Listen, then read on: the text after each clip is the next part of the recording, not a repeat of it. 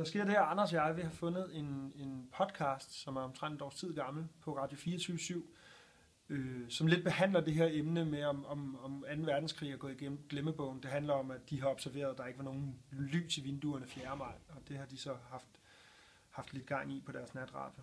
Men jeg ringer lige til dem.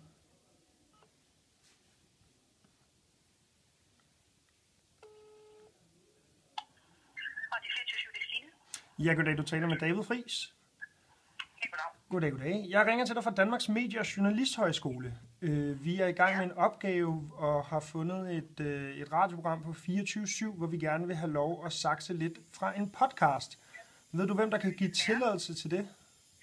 Ja, men det kan jeg godt hjælpe med til i hvert fald.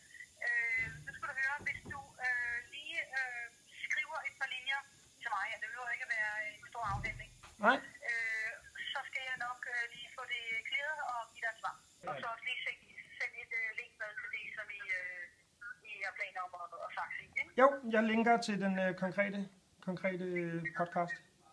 Det er smukt. Super, tak for hjælpen. Hej du. Nå, det lyder da meget lovende. Det kan da godt være, det slet ikke viser sig at være så svært, det er. Nu prøver vi at skrive til Stine så.